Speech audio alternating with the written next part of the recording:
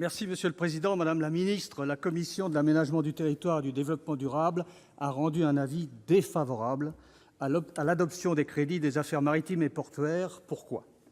D'abord, la commission considère que la stabilité des crédits de ces programmes n'est pas compatible avec le développement d'une politique maritime française ambitieuse.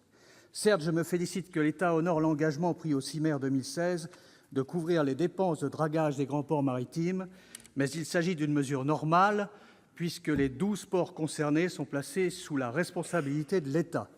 Cette augmentation permettra néanmoins de sécuriser la situation financière du GIE Dragage Port.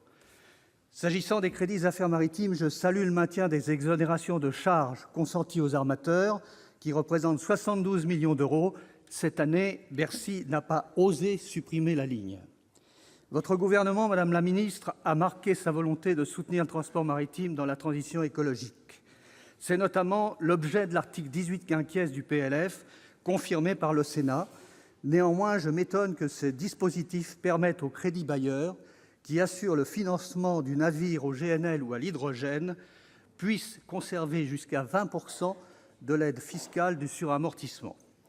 Concernant le Brexit, je m'étonne du manque d'anticipation du Gouvernement sur la révision des corridors maritimes, du mécanisme d'interconnexion en Europe, en lien avec le retrait du Royaume-Uni de l'Union européenne. La Commission a proposé une révision des tracés du corridor mer du Nord-Méditerranée qui exclut les ports normands et bretons des nouvelles routes entre l'Irlande et le continent européen. Cette proposition de règlement est inacceptable.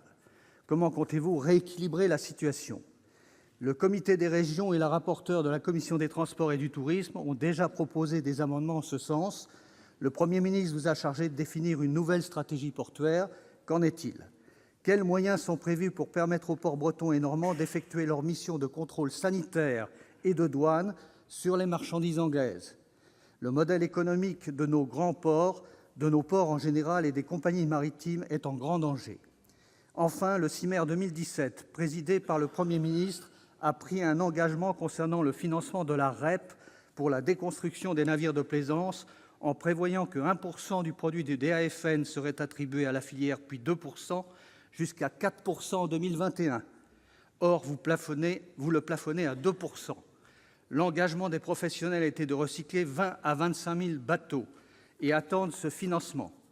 Quel financement de substitution allez-vous proposer pour respecter les engagements du CIMer 2017 ? Madame la ministre, le Gouvernement a, semble-t-il, une grande ambition maritime. Tant mieux.